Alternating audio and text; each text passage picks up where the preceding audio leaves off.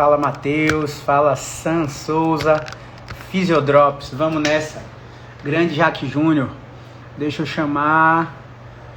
eu convidar aqui, abrir uma solicitação para Fisiodrops. Só aceitar aí, meu amigo. E vamos nessa. Grande Jefferson. Fala, Caio, beleza? Te escuto, tá com um pouco de atraso, eu acredito, mas dá pra escutar. Atraso. Tá, beleza. O ventilador tá fazendo muito barulho aí, não? Aqui não, e aí? Você consegue ouvir muito do meu ventilador? Tá de boa, tá de boa. Vamos nessa, vamos ver quem Show. já entrou aí. Renata, Jaque, João Paulo, Sâmara, sejam muito bem-vindos. Esse é um novo projeto que a gente conversou, eu e Jefferson, é uma espécie de Q&A, perguntas e respostas sobre fisioterapia. E aí, prontamente, quando falei com Jefferson aceitou de cara. Jefferson foi aluno da nossa primeira turma do curso de gerenciamento da dor. E aí, quero que Jefferson se apresente aí, diga como é que você me conheceu, o que é que fez você fazer o nosso curso e vamos para a sabatina. Então, beleza. Então, galera, como já foi falado, meu nome é Jefferson, né? Mais uma vez, tenho 22 anos, estou no último ano, em teoria, né? Se a pandemia deixasse. Seria meu último ano de fisioterapia na Unifax. Tô vendo aqui, inclusive, que o Jax comentou, ele seria talvez meu preceptor de estágio aí. E aí, o que acontece? Eu conheci o Caio na busca, na verdade, de mudar a minha perspectiva, né, sobre a fisioterapia musculoesquelética, porque eu já andava ali meio desanimado com a atuação, com o que eu via muita gente fazendo, com o que eu ouvia sobre a insatisfação com a atuação em si e com aquela fama que muitas vezes rola, né, que o fisioterapeuta não tem a capacidade aí de ser bem remunerado pelo que faz. Então, isso já estava pesando um pouco. Buscando um pouco mais, acabei conhecendo seu trabalho e aí deu aquele mais bom, né? Aquela virada de chave. E estamos aí na busca, tentando seguir um pouquinho no seu caminho. Show, nosso caminho. Show de bola, maravilha.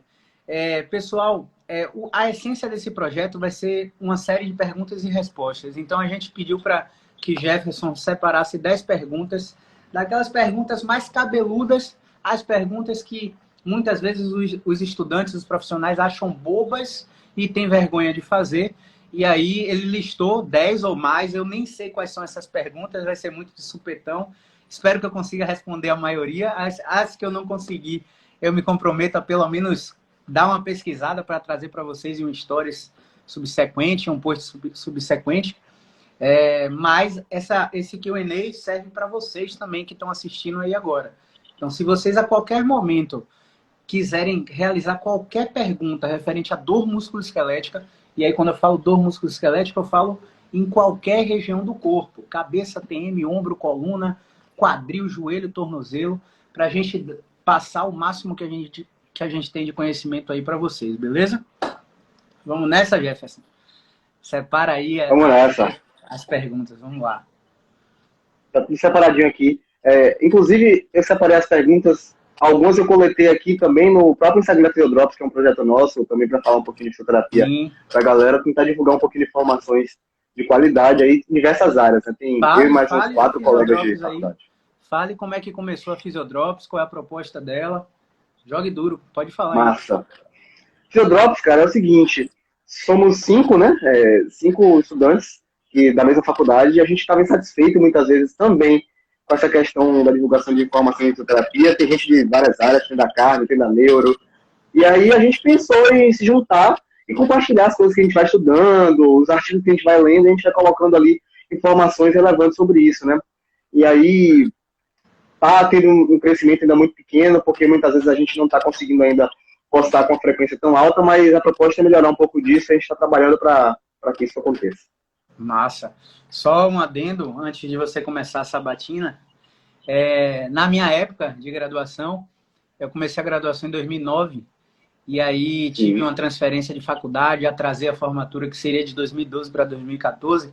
Então, passei por 2 faculdades para me graduar, e nas 2 faculdades a gente não tinha iniciativa nem em iniciação científica, nem em ligas acadêmicas, como hoje está bombando aí as ligas acadêmicas. A gente não tinha essa oportunidade na graduação. Então, a gente fica feliz de saber que é uma startup, praticamente, né, de estudantes que se uniram para divulgar conteúdo. Eu já vi o perfil de vocês, está de parabéns demais.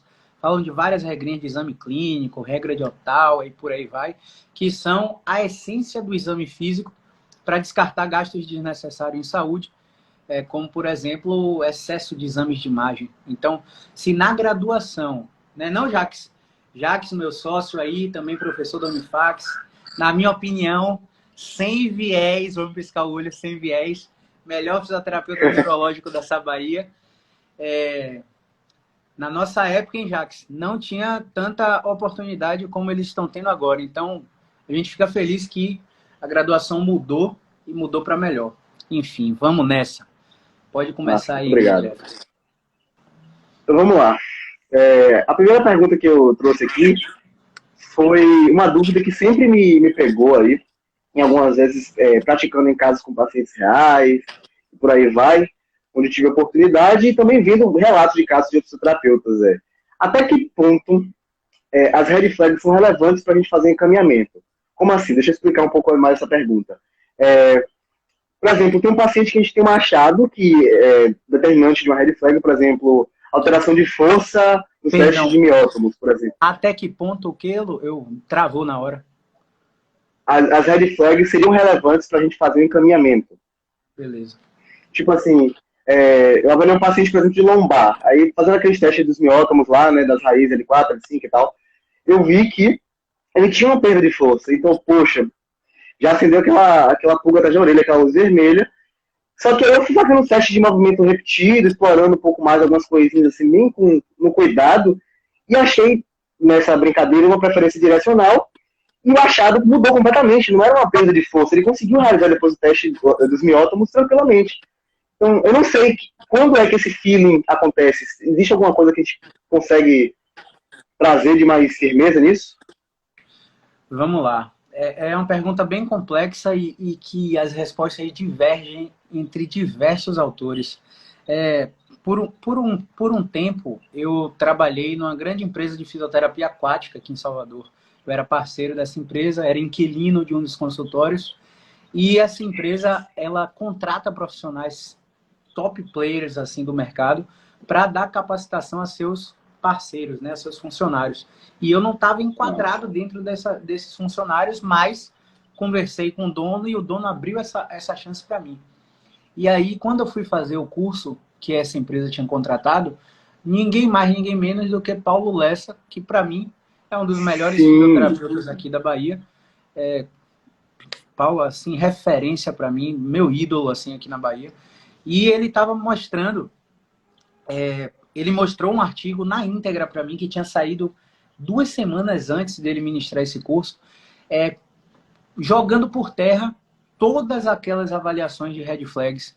O artigo simplesmente dizia que quando você encontra esses sinais de red flag, muitos pacientes, ao serem examinados para fazer a triagem médica, não encontram a tal red flag. E quando você avalia o paciente e descarta todas as possibilidades de patologia grave, ainda assim existe uma probabilidade ínfima de ele realmente ter uma patologia grave.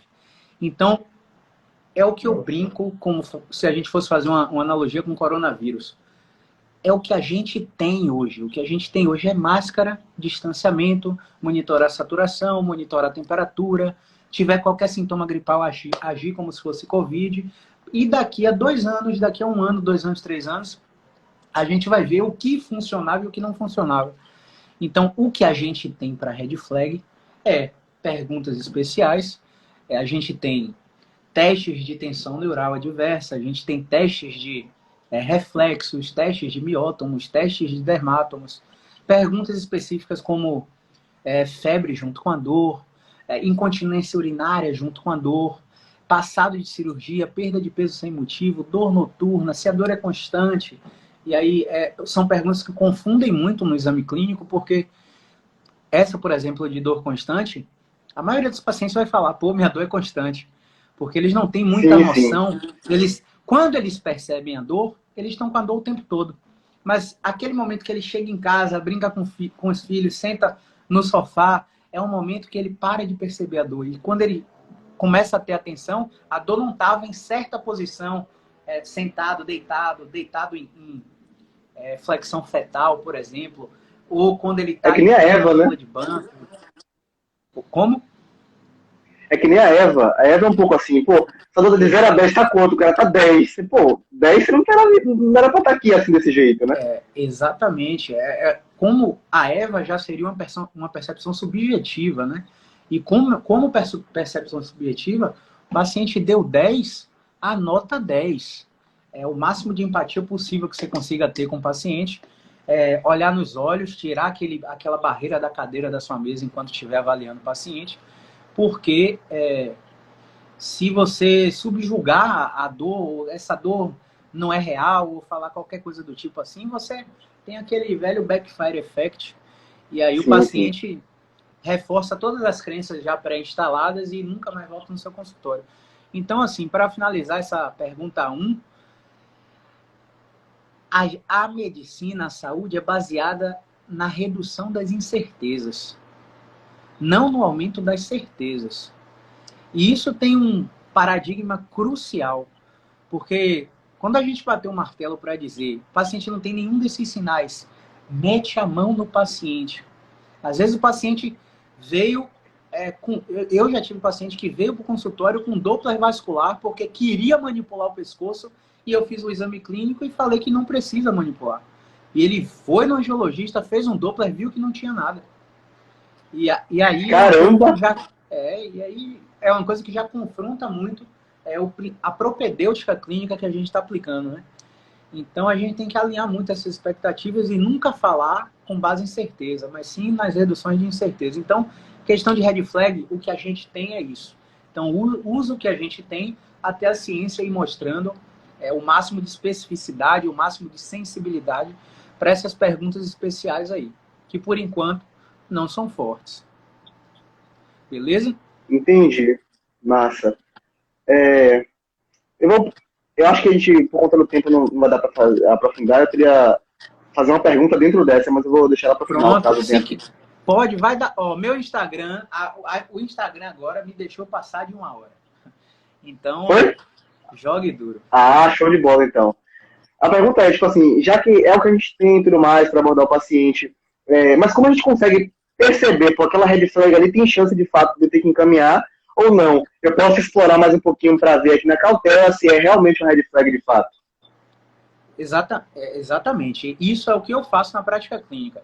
Eu sempre brinco, ó, não é certo, não é errado, mas é o que a gente tem, como eu falei, e a gente nunca pode desistir do paciente. Exemplo, o paciente chegou para você com episódios de febre, ele está com dor, pode ser febre associada à dor, sinal de infecção, pode ser febre causada pela dor, ou uma dor causada por uma febre, ou pode ser uma febre associada à dor. Dois eventos diferentes acontecendo simultaneamente. A paciente estava com Sim. febre porque ela acabou de cursar com infecção urinária. E aí essa febre da infecção urinária não pode não ter nada a ver com o problema da lombar, do pescoço, do ombro. Então nunca desista do paciente. Teste todos os movimentos, todos os testes funcionais, todas as possibilidades de intervenção, não metendo a mão de vez no paciente, mas testando a integridade dos tecidos progressivamente. Como é que a gente faz isso? Primeiro, o movimento ativo do paciente, depois você vai colocar o movimento ativo com a pressão do paciente, depois você vai colocar o movimento ativo com a pressão do terapeuta, depois você vai colocar a mobilização passiva do terapeuta, e o quinto e último grau seria a manipulação. Agora, esse quinto e último grau, 5% dos pacientes chegam. Se você segue o princípio para testar progressivamente os tecidos, 5% ou menos dos pacientes chegam nesse último grau, que realmente precisam de manipulação. E aí, durante esse processo de testagem progressiva, você vai ver se mudou o sintoma do paciente. Quando é uma red flag real, o paciente não vai melhorar com nada. nada vai interferir. O paciente vai agravar com tudo que você fizer. E aí você viu que ele não tem essa resposta na consulta, você já abre o jogo com ele durante a avaliação para poder encaminhar para um profissional específico, né? Essa seria a minha visão. Aham, massa. Aconteceu comigo uma vez, foi praticando assim, também nessa oportunidade que eu tive de estágio e tudo mais, foi o seguinte, era uma paciente idosa, ela tinha ali um pouco mais de 70 anos, ela tinha um episódio de queda recente e estava fazendo uso de corticoide por conta da chikungunya. Então, eu simplesmente não trisquei, eu não quis movimentar, porque eu fico com medo de ser um caso de fratura de vértebra, alguma coisa do tipo, e sei lá, eu prejudicar de alguma forma, entendeu? Aí eu só encaminhei mesmo, eu fiquei, pô, será que eu podia ter explorado? Será que era mecânico mesmo? Vamos lá, ela teve chikungunya, tinha febre. Não, não foi nem a febre, ela veio, na verdade, por conta da chikungunya, ela fez uso de corticoide. Sim. A idade avançada e um episódio de queda recente. Pronto, no exame clínico aí ela tem uma grande possibilidade de ter uma chance de fratura, né? De um uso de Sim. corticoide prolongado agravar um processo osteoporótico. E aí você tem graus para mexer. No grau 1 de movimento ativo, você tem movimento ativo em amplitude média. Você tem movimento ativo em amplitude mínima. Não dá para desistir por causa só do exame clínico, né? Você usa amplitude mínima, usa amplitude média, vai vendo o que acontece e a resposta sintomática dela vai mudar, vai falar com você na hora. O corpo do paciente vai falar com você. E aí, se ela começar a gravar com tudo que você está testando, mesmo em amplitude média, mesmo em amplitude mínima, aí você para de explorar, vê que é luz vermelha e começa a encaminhar. Mas é extremamente natural, assim, que a gente se assuste logo com o exame clínico e já queira logo uma opinião para trabalhar sem dor na consciência, né? Mas são coisas que a prática clínica vai aperfeiçoando em você, né?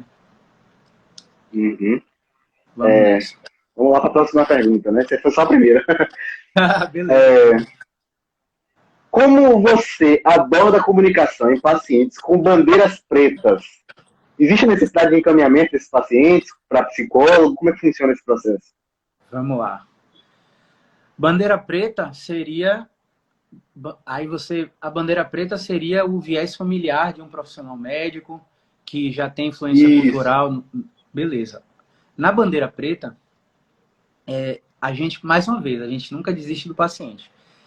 Um exemplo que a gente tem muito em consultório são pacientes que têm pais médicos ou que são médicos, que vêm tratar dor, vêm tratar enxaqueca, e aí, muitas vezes, durante um tempo, eu já abri a consulta falando com eles que, geralmente a nossa linha de raciocínio é totalmente diferente da linha de vocês, e geralmente pacientes médicos são que mais me dão trabalho, porque já vem com muitas crenças instaladas relacionadas a causas de dor, e a gente vai explicar outras coisas. Eu abri a consulta assim.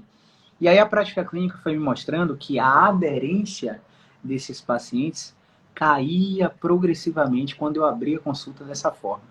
Então hoje eu saio da barreira da minha mesa, sento na cadeira do lado do paciente e deixo esse perfil de paciente falar. Na história você já vai começando a perceber, né? Não, meu pai é médico, ele me falou que eu tô com bursite no ombro e a bursa está inflamada, ele quer fazer uma artroscopia, mas eu não gosto de cirurgia não, então eu vim aqui porque ele me falou que fisioterapia poderia ajudar. E aí você já tem aquele viés. O cara é filho de um médico, ou o cara é um médico, o cara é irmão de um médico, ou a família é profissional de saúde, ou até mesmo é filho de fisioterapeuta. E o fisioterapeuta está trabalhando no modelo biomédico ainda. Ele não abriu a mente para o modelo biopsicossocial e ele passa essas crenças para o familiar. E quando ele chega para mim, eu escuto, simplesmente escuto o que ele tem para dizer, concordo com tudo, de maneiras diferentes, falando de 3 formas diferentes, sempre concordando com ele. E aí eu falo para ele, olha, eu vou te fazer um teste aqui agora, o teste é provocativo, eu posso produzir a sua dor, isso é proposital, para a gente saber mais ou menos os tecidos que estão afetados, para tratar de uma forma mais adequada. Ok, o paciente dá sempre o de acordo. E aí, durante os testes, quando tem preferência direcional, esse paciente percebe a mudança do sintoma imediata. E aí, depois que eu entrego o resultado a ele, eu começo a explicar que, ó, não é bem assim. Que, ó, tá vendo esse artigo aqui? Inflamação é bom para o organismo. Sem inflamação, a gente não prolifera fibroblasto, fibronectina, tecido colágeno tipo 3, não reorganiza as fibras do tecido que estão alteradas. Inflamação e dor raramente tem associação forte. Você pode estar aí com uma síndrome metabólica, com o organismo totalmente inflamado e não sentir dor nenhuma. E aí, do nada, quando você tem um estresse no trabalho, você desencadeia uma dor, cai no sistema fazendo exame de imagem, medicação e por aí, roda no sistema e não resolve o problema. Então, primeiro eu busco testar esse paciente para entregar o resultado a ele, para depois conversar sobre a minha linha de raciocínio. No caso, quando a gente não encontra preferência direcional e consegue classificar em alguma outra síndrome de movimento, a gente faz o mesmo sistema. Mas existem pacientes que, por exemplo, de características de dores nociplásticas ou de características de dores neuropáticas, que a gente não vai encontrar preferência direcional, não vai conseguir encaixar o paciente em uma classificação, vai ver que o tratamento vai ter que ser transdisciplinar. Ah, como assim transdisciplinar? Não é aquela coisa de você estar comigo na fisioterapia, estar com o psicólogo no consultório, estar com o médico no consultório e os três não se conversam e interagem. Está na clínica dor, está na clínica da dor com o algologista, com o médico da dor, e os quatro não conversam. Isso é tratamento interdisciplinar. O cara vai em cada um por vez ou simultaneamente. Tratamento transdisciplinar seria com uma equipe, né, que eu não disponho. Então, são raras as clínicas que dispõem dessa equipe para conversar com esse perfil de paciente, para educar esse paciente no que diz respeito à dor. E aí, caso ele não responda, aí eu dou um prazo de 6 semanas. Eu vou te atender por 6 semanas e vamos ver a resposta do seu sintoma ao longo dessas 6 semanas. Se você não tiver resposta, eu já oriento a você falar com esse profissional aí. Já dou contato de 2 psicólogas que trabalham com muitos pacientes meus, para ele já ir se preparando para essa ideia, se eu sentir abertura. Então, eu espero falhar o tratamento fisioterapêutico para sugerir isso, até porque existem muitos profissionais, e eu acredito nisso, que consideram esse tratamento transdisciplinar quase utópico. Então, eu conheço uma clínica em Campinas, que é a Clínica Singular, que trabalha com esse modelo transdisciplinar. Então, é muito raro e muito difícil de gerenciar. O grande lance é você colocar informações progressivamente na mesa para o paciente entender o que pode estar acontecendo, e aí eu fico livre de mandamentos, né, de dizer o que o paciente tem que fazer. Eu abro o jogo e dou 50% de minha responsabilidade, com 50% da responsabilidade do paciente. Então, se ele estiver aberto a ouvir o que eu tenho para dizer, a seguir o que eu tenho para dizer, eu falo, ó, não precisa acreditar em mim, só testa o que eu estou falando. Se der resultado, você continua. Se não der resultado, você pode procurar qualquer outro profissional. De forma franca e totalmente desapegada. Eu não quero que esse paciente entenda que eu quero que ele fique no meu serviço, fique vindo fazer sessões. Eu quero que ele saiba que eu estou comprometido, porém desapegado. E aí esse desapego ativa uma série de estruturas no cérebro dele, através de gatilhos mentais, que vai fazer com que esse paciente venha a aderir mais ao tratamento. E isso aí pode virar a chave no gerenciamento desse perfil.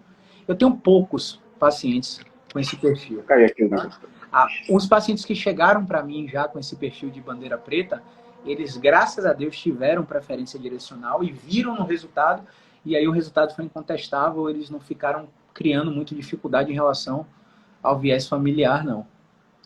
Beleza? Massa, velho.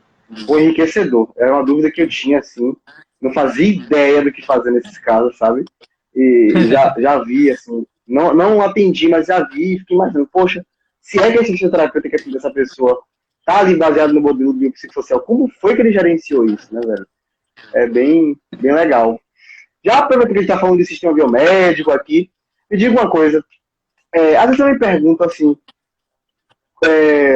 como você consegue estabelecer uma relação, um network ali com médicos que você possa encaminhar os pacientes para, por exemplo, precisando de um bloqueio ou coisa do tipo, e garantir que ele, sei lá, não vai para um médico sebento e vai atrapalhar a sua demanda terapêutica ali? E garantir que ele não vai para um médico que vai encher ele de nocebo e atrapalhar o seu processo terapêutico, né? Vamos lá. Isso é complicado demais, muito complicado. Porque, às vezes, o paciente já veio de vários serviços médicos. Ao vir de vários serviços, ele já vem carregado de crenças. E aí, quando eu vou falar o que eu tenho para dizer para eles, é aquele arquétipo de paciente que, caramba, já passei por 5 médicos que me falaram a mesma coisa e esse fisioterapeuta maluco está me dizendo completamente o contrário.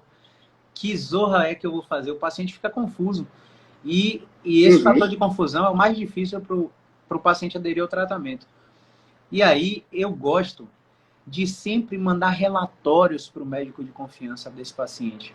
Eu abro o computador no Word mesmo, coloco a marquinha d'água lá da nossa marca, escrevo tudo que eu encontrei no exame físico, escrevo a resposta do sintoma que o paciente teve, o que ele ganhou imediatamente após a intervenção e falo, ou o que ele não ganhou no caso, né, de bloqueio, depois da intervenção, falo dos sinais de tensão neuroadversa, falo de não responsividade à atração e coloco um link de um artigo, o título do artigo e o autor. Segundo esse autor, Hans Helvoet, que é o artigo que eu uso nesse modelo de relatório, esse paciente que apresenta essas características começam a ser responsivos à fisioterapia depois de 2 bloqueios transforaminais no intervalo de 15 dias. Aí a gente pega uma radiculopatia que não respondia mecanicamente e ela passa a virar uma obstrução de movimento simples. Então a gente pega uma grávida que desenvolveu uma dor ciática absurda e aí eles não vão fazer esse bloqueio em grávidas, mas tem outros tipos de bloqueios anestésicos, de plexo lombar e por aí vai, e aí só médico para dizer mesmo, não é nosso escopo profissional. E a grávida do nada começa a responder com movimento e responder a terapia manual, responder a tração, porque esse bloqueio desensibiliza a raiz nervosa. E aí aquele efeito que pode acontecer da periferia para o centro, porque você não necessariamente precisa ir na raiz do nervo. Se você for em qualquer percurso do nervo, você consegue também desensibilizar a raiz. Então o corpo ele vai ter o efeito local do bloqueio e vai ter o efeito sistêmico. Então, quando o médico chega no relatório e vê o relatório, ele vê que ele não está acompanhando um paciente que está solto, né? Qualquer, né? Terapeuta qualquer. Esse paciente, no mínimo, tem um grau de conhecimento elevado, porque para chegar a um relatório desse, ela deve ter desembolsado uma nota para estar no fisioterapeuta que para o seu tempo para fazer um relatório desse, com uma referência bibliográfica forte de ensaio clínico randomizado. Ele vê que esse paciente não é qualquer um. Então ele começa a ler o relatório e ele sugere a opinião dele. E muitos médicos já mandaram o relatório de volta explicando por que não faz ou por que faz. E a gente segue o tratamento assim. Agora, se esse paciente vai dizendo, eu fui no fisioterapeuta Caio, você conhece? Aí ele, não conheço não. O fisioterapeuta Caio me falou que talvez eu precise de bloqueio. Porra, quem é Caio para dizer que o paciente precisa de bloqueio? O cara estudou medicina quanto? Quando é que a fisioterapeuta precisa ensinar técnicas invasivas na graduação para esse cara vir dizer que essa paciente precisa de bloqueio? Então vai ter médico que vai receber a informação assim. Então eu sempre mando o paciente levar um relatório para o médico de confiança dele. E aí é muito difícil que a gente perca esse paciente no processo terapêutico. Porque, e muitas vezes quando a gente faz isso, o médico passa a encaminhar os pacientes dele para a gente.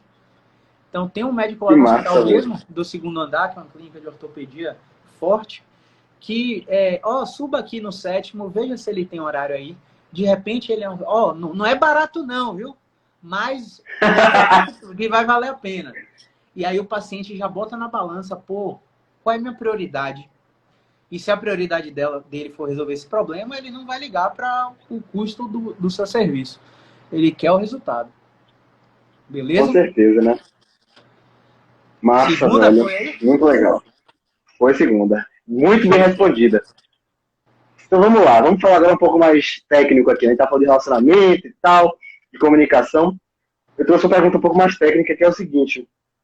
A gente sabe que durante os testes de movimento repetido, em amplitude final, a gente pode ter a melhora clínica do paciente ali, com a centralização, né? Isso nos diz que tem um bom prognóstico. Mas, na minoria dos pacientes que não tem essa característica clínica, como você estabelece, que critérios você utiliza para ter um bom prognóstico ali seguro do que você está falando? Vamos lá, vamos lá. Quando o fisioterapeuta começa a entrar em contato com a teoria de resposta do sintoma, ele quer encaixar um piano dentro de uma bolsa. Ele quer achar, diminui a bola e centraliza em todo o paciente. Ele quer achar síndrome aproxima, ele quer que o paciente tenha preferência direcional. E assim, eu não tenho uma estatística geral de dor musculoesquelética, eu tenho uma estatística de coluna. Na estatística de coluna, cerca de 76% dos pacientes vão apresentar uma preferência direcional. Então, é um grupo gigante de pessoas que um movimento ridículo, eu gosto de falar isso, um movimento idiota, medíocre, que o paciente nunca pensou em fazer, melhora a vida do paciente. Essa semana, a gente recebeu um paciente com enxaqueca intratável há 26 anos. Eu peguei um assim também. A cartela de codeína no bolso da camisa, e a gente começou a avaliar. Olha para cima aí, o que é que acontece com a dor de cabeça? Não tá aqui não, doutor. Oxente, não tá aí, então ela sumiu nessa posição. A gente encontrou um movimento que aboliu a dor dele. Há 26 anos ele acorda com o pescoço rígido de dor de cabeça, tem diagnóstico de enxaqueca, várias tomografias realizadas sem achar nada. E aí, pela primeira vez em 26 anos, ele acordou sem dor, passou o dia inteiro sem dor, não atrapalhou o trabalho. Então, 76% dos pacientes de coluna pelo menos, vão apresentar uma preferência. Só que você não pode ir com esse viés. E para isso, para quebrar esse viés, a gente tem uma série de classificações. Aí, a depender da escola que você estudou, se foi TBC, subgrupos, Mackenzie, Shirley Sarno... Foi Biexpert a escola. Como? Biexpert a escola. A depender da escola, vão chamar essas classificações de nomes diferentes, mas não se abala com isso. O exame físico vai apresentar características específicas para cada classificação. Aí tem um grupinho de pacientes que são grupos de restrições. Essas restrições podem ser simples ou restrições com aderência de raiz nervosa. Olha a mãe coruja dando risada aí. Ou restrições simples com aderência de raiz. E aí a característica importante dessa classificação é que o paciente chega para você sem a dor. E ele sabe fazer a dor aparecer. Ele coloca um teste de estresse em tensão neural lá e produz a dor distal. Ou produz a dor proximal. E a característica desse perfil de pacientes são com quadros de dor acima de 8 semanas. Se for abaixo de 8 semanas, você já descarta a restrição. Não é restrição, é um agudo, subagudo aqui, não está classificado como restrição. Mas se passar de 8 semanas, você bota a pulga atrás da orelha. Se o paciente souber fazer a dor aparecer, mais uma pulga atrás da orelha. Se o teste de tensão neural provocar dor central dele, restrição quase confirmada. Se o teste de dor de tensão neural provocar dor distal dele, restrição com aderência de raiz. E a característica no teste de movimento vai ser: eu não estou com dor agora, mas no meu teste eu produzo a dor, e quando eu volto do meu teste eu não estou pior. Produz o pior, né? Vai produzir o sintoma e não vai piorar. Mas se o fisioterapeuta tiver mão pesada, não tiver uma mãozinha de fada, não falar para o paciente fazer um movimento com cautela até a amplitude final, progressivamente, aquele paciente que é ansioso e quer fazer o teste brusco. Essa semana eu pedi para um paciente olhar para cima, o paciente fez assim, ó. Quase manipulou o pescoço dela, quase auto-manipulou. Eu falei, calma, é devagar. Então você tem que dosar o movimento também. A diferença entre remédio e veneno é a dose.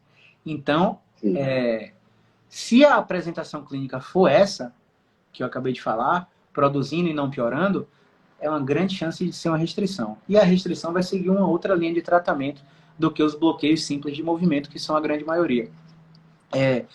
Nessa restrição, eu vou precisar orientar o paciente e dosar a mão, porque é o seguinte, se você colocar carga demais no movimento desse paciente, eu vou produzir e piorar. E se eu produzir e piorar, eu não estou mandando o cérebro produzir fibronectina, elastina, naquele tecido que está aderido. Eu falo do macarrão com provolone cozido, que a gente tira o garfo e tá aquele emaranhado assim. Isso aí é aderência. E a carga em uma direção única, que produz e não piora o sintoma do paciente, vai pegar essas aderências e vão realinhar essas fibras progressivamente. E com as fibras Muito mais legal a forma de alinhadas, comunicação. o tecido ele não vai ter a mesma característica prévia à lesão, mas vai ter uma característica mais elástica, diminuindo a chance de recidivas lá na frente. Então a gente tem que dosar sempre o movimento, dosar sempre a mão, a mobilização neural para quebrar essas aderências. Senão a gente produz o sintoma do paciente de novo, piora o paciente. E aí eu tiro o paciente de uma fase subaguda para crônica, transformo ele em uma fase aguda, vou ter que tratar uma obstrução que surgiu ali e depois o paciente vai voltar com o mesmo sintoma da aderência depois de você ter tratado a obstrução. Para você, desencadeei a obstrução, melhorei a obstrução, só que o sintoma distal continua lá. A aderência continua lá, que é a queixa que o paciente te procurou.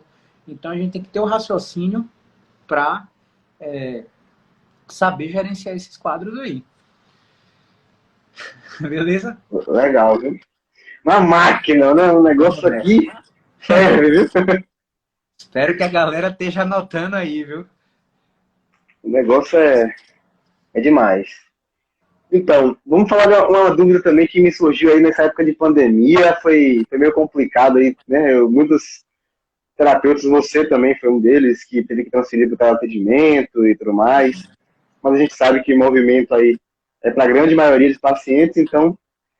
Mas uma coisa que ficou assim, me futucando foi, apesar de boa parte do exame clínico e da terapêutica ser mediada por movimento ativo, como que a gente faz para testar, por exemplo, o reflexo, né, na avaliação de um paciente que tem teleatendimento?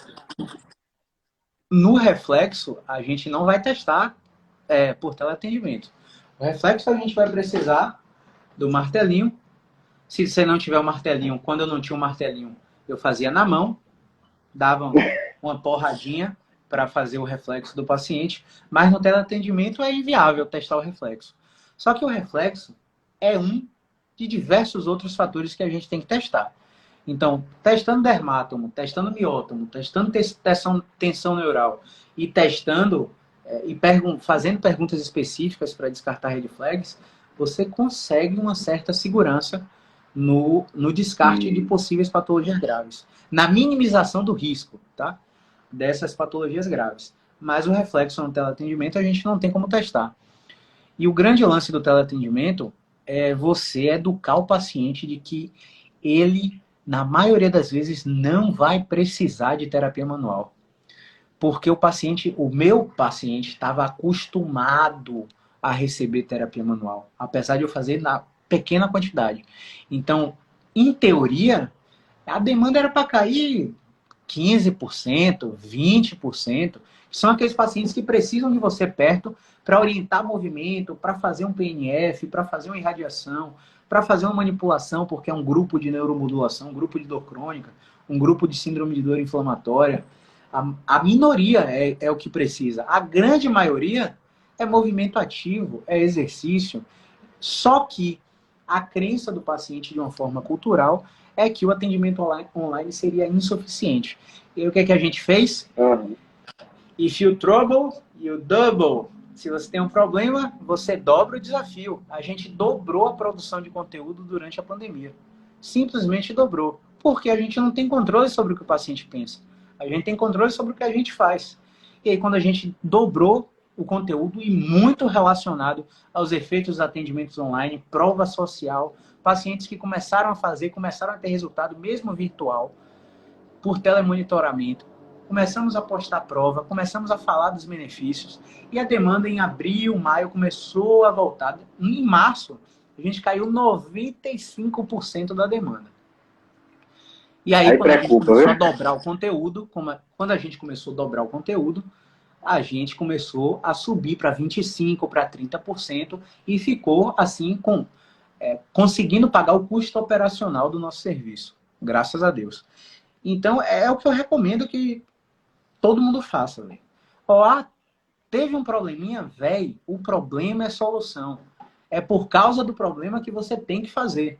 E aí você começa a dobrar seus conteúdos que uma hora o Instagram, o Facebook, o YouTube vai distribuir e colocar aquele conteúdo na cara de quem está precisando. Beleza? Acho que respondi essa pergunta. Respondeu. No caso, você não testa, mas tem a segurança baseada nos outros achados de avaliação Exato. clínica. A gente gosta de pecar por excesso, né? Então a gente faz mais testes para ter essa segurança. Certo. Ó, tem uma aqui que você até comentou. 20 e 13, 20 e 37 eu vou ter que abrir a aula da nossa jornada. Então você tem aí beleza. cerca de 23 minutos. Vamos nessa. Pronto, vamos fazer rapidão aqui essas perguntas. A primeira delas é: o que fazer quando o paciente chega sem dor na clínica? Você até falou um pouco disso agora há pouco, né? Mas às vezes eu estou avaliando um paciente, você tem dor agora, aquela dor central, tipo, não. Você sabe fazer doer? Não. Aí você, o que eu faço agora com esse cara? Explora ele até a amplitude final, para achar o sintoma dele. Caso você não ache o sintoma dele, você testa movimentos repetidos, posições mantidas, e manda ele acompanhar através de um diário de frequência do sintoma. Ah, eu tenho dor de cabeça, mas cheguei no consultório sem dor de cabeça. Tenho dor na coluna, mas cheguei sem dor na coluna. Nenhum teste de movimento, nenhum achado do exame físico provocou o sintoma concordante dele. Você faz uma frequência na anamnese, você anota a frequência. Oh, quantas vezes na semana você tem dor na coluna? Ah, todo dia, 5 horas da tarde, quando eu saio do trabalho. Ah, minha dor de cabeça vem quando eu acordo de manhã, todo santo dia. Ah, 3 vezes na semana, 1 vez na semana. E qualquer redução na frequência ou até redução no consumo de medicações vai dar um ponto positivo para a nossa intervenção, seja ela qual for. E aí, quando a gente não acha esses testes positivos, a gente tem que sobrecarregar o paciente de exercício para induzir neuromodulação. Ou aplicar terapia manual, ou pecar por excesso, quem tiver certificação em acupuntura, quem tiver bala na agulha para comprar um laser e fazer uma laser terapia, fazer calor superficial, massagem superficial. Quando a gente não acha o sintoma, peca por excesso. Principalmente em coluna, principalmente cervical. Os guidelines dão prova que todas essas técnicas fazem efeito no paciente. Você não achou a dor concordante dele, você peca por excesso para ver se diminui a frequência do sintoma. Se ele voltar com 3 dias e referir que melhorou a frequência, você continua pecando pelo excesso. Se ele chegar com 3 dias e você passar a conseguir desencadear o sintoma dele, ou ele chegar com dor, aí o seu teste de movimento vai ser um pouco mais expressivo. E nos dois casos, você vai dar um resultado legal para o paciente. Beleza? Massa, velho. Essa foi boa, porque, por exemplo, um paciente que eu peguei de ombro, eu não conseguia provocar dor de jeito nenhum, nem movimento ativo do ombro, nem cervical, e botei o paciente de cabeça para baixo e nada resolvia. Eu digo, pronto, eu não tenho como saber se ele melhorou ou piorou para saber a resposta. Testou pegar no sutiã? Não, era homem. Nossa, era homem, mas pegar no sutiã é pegar aqui nas costas. A rotação interna. Não, eu tô ligado. A rotação... Testei. Testou? Porque assim, testei. Aqui também. Eu recebo muita dúvida de físio, de estudante, falando assim, Caio, eu testei todos os movimentos e o paciente não respondeu. Aí, a gente tem um serviço de consultoria. A gente abre a chamada de vídeo com o paciente, com o físio, ou o físio vai lá no consultório, paga um horário de consulta, leva o caso clínico dele, alguns levam até o paciente para a gente avaliar na frente dele, propor a nossa linha de tratamento. E aí, quando a gente vai fazer o script, o set list do exame físico, pulou um bocado de etapa no teste de movimento. Então, testou tudo? Pô, será que testou tudo? Eu vou assumir que você testou tudo mesmo e vou dar minha sugestão. Mas se você não testou tudo, pode ser que isso e aquilo façam efeito. E aí a gente recebe os feedbacks. Eu já estou com 3 feedbacks aqui agora, sensacional. Daqui a pouco eu vou postar quando terminar a aula. Beleza. Vamos nessa. Vamos nessa que o tempo hoje aí, né? Essa pergunta aqui eu coloquei que era meio que mais para finalizar, que é a seguinte: a gente aprende muito, né, com nossos erros, e eu acho que é importante pegar o seu aprendizado de alguma forma. Mas existe algum caso em que você não conseguiu resolver o quadro do paciente, depois você passou o tempo, você, pô, eu errei por causa disso. Tipo assim, se aconteceu esse caso, ao que você atribui esse fato? Aconteceu, eu lembro de um paciente de 2014 que eu não estava fazendo osteopatia ainda, não tinha segurança para manipular.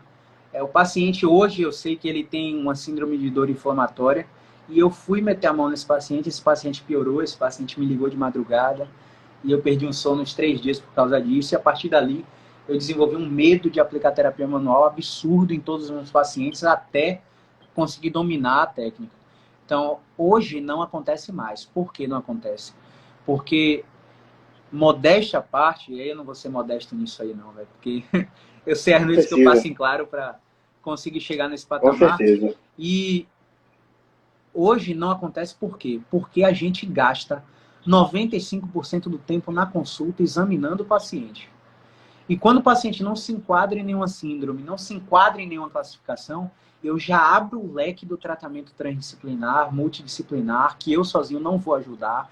E aí o paciente ou compra a briga e segue o tratamento comigo e mais profissionais, ou o paciente desiste. Então, graças a Deus, a maioria compra a briga. Porque vão ter casos que na avaliação você vai identificar. Caramba, o Startback colocou uma estratificação de risco altíssimo de mau prognóstico nesse caso aqui. Você botou o FABQ, o cara bateu 49 pontos no FABQ, o cara tem medo de evitação pra cacete. E você bota o Oswestre, o cara tá com 76% de incapacidade, chegou com auxílio do marido na cadeira de rodas, subiu da emergência, o cara tá em processo de aposentadoria do INSS, esse cara não vai melhorar. Porque se ele melhorar, ele não entra nesse serviço. Então a gente abre o leque das possibilidades e aí ou o paciente abandona o tratamento, porque ele não vai ter bala na agulha para bancar meu serviço, o serviço do psicólogo, o serviço de um médico, o serviço de nutricional. Tem pacientes que vão melhorar fazendo dieta aí. Essa semana que vem a gente vai abrir uma live com o nosso nutricionista aí. Se tiver aí, se ver essa gravação, já está intimado aí. E ele vai falar sobre os principais aspectos nutricionais que interferem na percepção do cérebro em dor. Então, essa questão de estilo de vida, de você estar comendo um bocado de bagaceira, vamos dizer assim, também faz seu cérebro sensibilizar. Então, a gente tem que, hoje na avaliação, a gente já sabe quem tem um prognóstico bom, quem tem um prognóstico ruim, e aí a gente não corre esse risco mais. Mas se o cara quiser abraçar o mundo, tratar tudo, mas eu fiz curso em neuro, eu fiz em UTI, eu fiz em dermato, ele não vai ser bom em nada. Então tem que escolher uma área, focar naquela área para começar a reconhecer padrão clínico, e ao reconhecer o padrão clínico, você vai saber o paciente que vai ter sucesso ou não no primeiro contato. No início, você vai levar 2, 3 contatos para definir uma classificação, definir um perfil, um mecanismo de dor, nociplástico, neurofisiológico, nociceptivo, neuropático, mas fazendo isso todo dia, velho. Todo dia, de 13 às 21, fazendo isso durante 6 anos, você minimiza demais a chance de erro. Então, pode ter certeza que assim que tiver a gente vai fazer o relato aí na comunidade, no grupo, para que vocês não errem com o nosso erro, né? Aprendam com o nosso erro aí. Vamos Massa! Eu acho que pelo horário também já deu, né? Você tinha mais uma pergunta aqui que é bem curta, aí dá para você responder tranquilo. Vamos lá, ainda que é o seguinte: 22. Você acha necessária a utilização de algometria de pressão na prática clínica? Você acha válido utilizar esse de recurso avaliativo? Sim, de pressão, aquele aparelhozinho. Algometria, o que você falou? Algometria de pressão, que é aquele avaliador. Você acha necessário?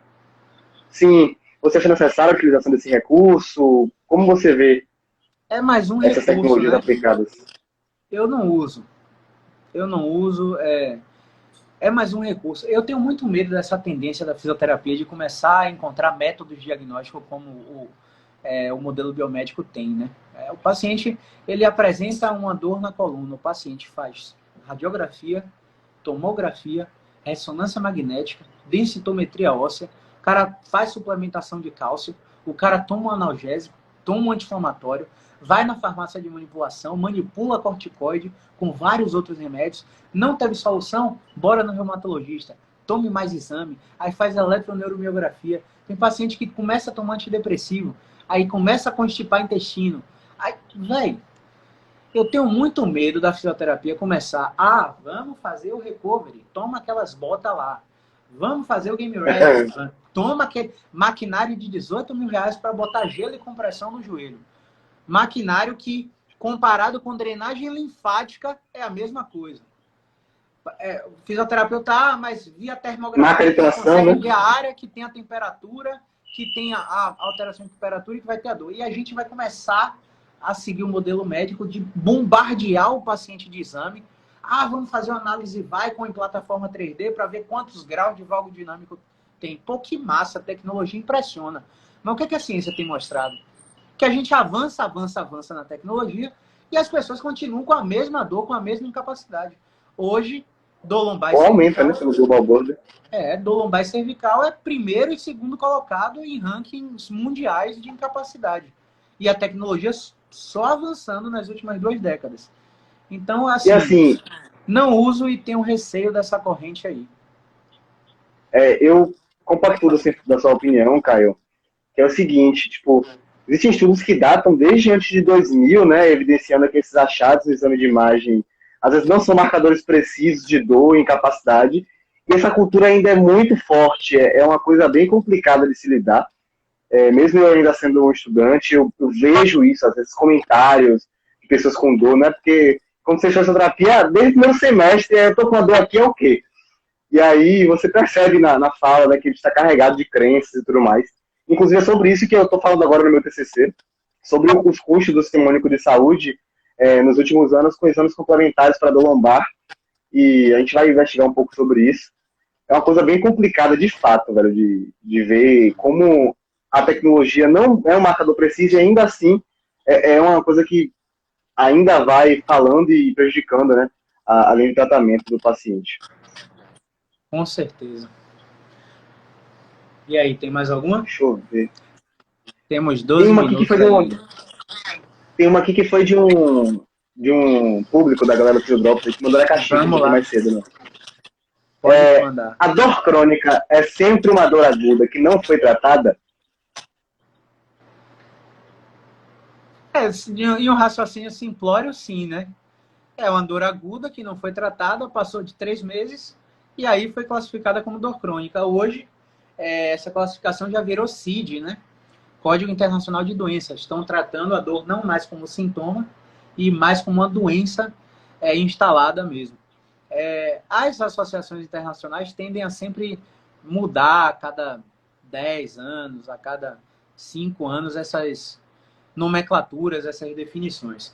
Eu continuo tratando a dor como sintoma, tentando investigar as possíveis causas, tapar os buracos pecando em excesso, né? Mas vai ter aquele caso que não é responsível, tudo que você faz agrava, precisa de tratamento transdisciplinar para usar remédio, fazer exercício, psicologia para higienizar sono, comportamental para higienizar sono, nutrição para adequar a dieta, personal para adequar exercício, e aí não é todo mundo que pode fazer essa mudança de estilo de vida, né? Então a gente fica limitado, né, em alguns perfis de pacientes. Mas como é que a gente vai saber disso? Só avaliando. Então, se o cara perguntar aí agora, eu não vou saber dizer. Preciso testar para saber. Chegou uma pergunta aqui de alguém que estava assistindo. Que está assistindo. Deixa eu ver aqui se está aqui. Foi a Laiane Pimenta, tá dando risada aí. Camila Nascimento. Sinto muita dor, minha nuca é muito alta. Olha só. Chega, dói. Eu sou toda, concorda? Sou eu toda, concorda? Olha só, minha nuca é muito alta. O que é que você já, nesse discurso, o que é que a gente já percebe aí? Padrão postural, né? Uma relação entre causa de dor e postura, só que a gente sabe na ciência que essa relação é fraquíssima, é pobre demais. Com certeza. Então, a grande chance de que essa dor não tem bulhufas a ver com a nuca alta dela, né? E aí a gente precisa testar vários movimentos para mostrar o resultado primeiro, para depois começar com o discurso para o paciente não ter um backfire effect. Beleza? Isso aí é uma coisa que eu assim, vejo difícil, velho. Que é trabalhar essa comunicação. Acho que quando eu fui bombardeado desse conhecimento, foi uma virada de chave tão grande. E quando eu começo a perceber, eu quero já falar, informar ali, né? E aí eu percebi, depois de um tempo, que as pessoas... Não dá certo, velho. Você tem que gerar resultado primeiro, para de fato ter autoridade com o paciente, né? Tem uma pesquisa americana que mostrou que a cada 30 segundos o profissional de saúde interrompe o discurso do paciente na anamnese.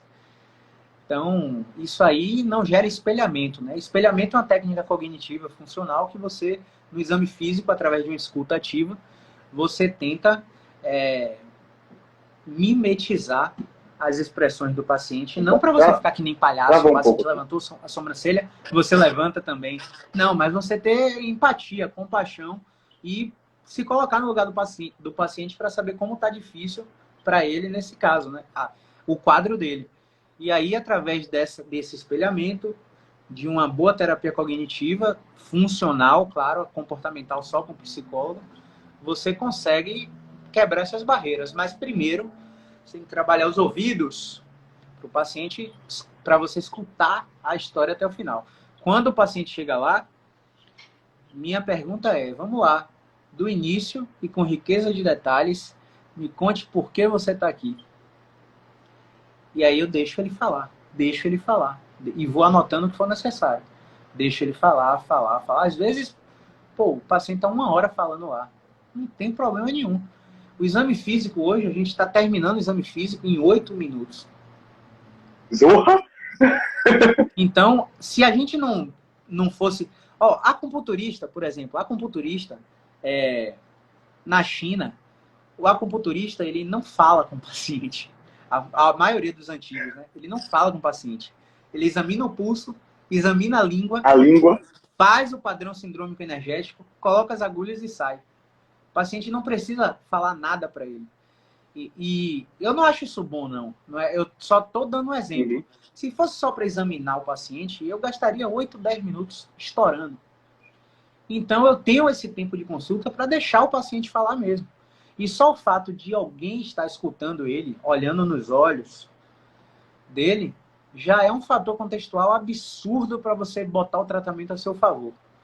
Para você ter ponto positivo no tratamento. Então, isso é importante demais e a gente é treinado para perder isso. Paciente, mas dói porque eu tenho hérnia de disco, eu trabalho pegando peso. Quem disse isso? Você já está interrompendo. Não, você não pode fazer isso. Você tem que deixar o paciente falar. Examina corretamente, mostra o resultado de cara na primeira, na segunda, na terceira sessão. Depois você vai com o seu discurso filosófico, científico, para o paciente entender as outras modalidades que a ciência tem mostrado. Beleza? Beleza. Acho que foi agora aí, hein? 8h31, daqui a pouco eu vou ter que entrar com a nossa aula. Acho que... Tô assistindo também. Show de bola. Suficiente, velho. Eu acho que é esse o projeto aí, viu, Jefferson? Se você tiver aí, dias de sexta-feira, reunir mais perguntas, coletar perguntas aí dos alunos, dos estudantes. A gente vai tentar, toda semana, estar fazendo um Q&A desse, para poder esclarecer o máximo de dúvidas, não só dos estudantes de físico, mas também de pessoas com dor, né? Audiência, seguidores. Sim. Acho que a gente vai conseguir ajudar muito. Para finalizar... Massa, velho. Eu quero dizer que essa live vai ficar salva. Vai ficar salva aqui no Instagram, vou jogar no YouTube, vou converter em áudio, jogar nos podcasts, no Spotify, no Apple, no SoundCloud. E vocês vão poder escutar à vontade aí, encaminhar para quem vocês quiserem. E sempre que ver a caixinha de stories, no meu ou na Physiodrops aí, joga a sua pergunta que quando a gente entrar na semana para fazer o Q&A, a gente para e responde, beleza? Jefferson, quer finalizar com alguma mensagem aí? Não, só quero agradecer aí pelo convite. A gente já queria fazer isso na Physiodrops há muito tempo. Eu só, às vezes, ficava, será que ele vai ter tempo para estar aí, para a gente estar live e tal, gravar um podcast? A gente tem alguns projetos que a gente quer desempenhar aí no futuro. Está sendo organizado ainda meio que por baixo aí, né, não foi divulgado, mas as coisas estão acontecendo aos pouquinhos, porque a gente acredita que quando a maré enche, todos os barcos sobem, né? Então, a gente quer disseminar boa informação para formar mais bons fisioterapeutas que consigam mostrar para a sociedade, ó, esses são profissionais, eles têm capacidade de melhorar o seu quadro clínico e fisioterapia funciona, né? Realmente a profissão, a atuação do profissional ser mais valorizada, entendeu? Então, eu acho que a gente tem muito ainda a conversar e talvez, se essa disponibilidade estiver compatível, a gente consegue fazer mais coisas como essa, tá? Que bom. Beleza, valeu, galera. Valeu, Jefferson. Até a próxima, até o próximo Q&A. E agora a gente vai abrir uma outra live, quem tiver aí. E a live agora vai ser a aula 5 da nossa jornada do Expert, um evento 100% online, que eu estou ministrando 20 aulas seguidas para tapar o buraco da avaliação musculoesquelética e a seleção das intervenções na fisioterapia. Eu convido você para assistir essa quinta aula, intitulada Abrindo a Caixa Preta do Joelho. Até daqui a pouquinho nessa live. Valeu, Jefferson. Um grande abraço aí. Valeu. Um abraço. Tchau, tchau.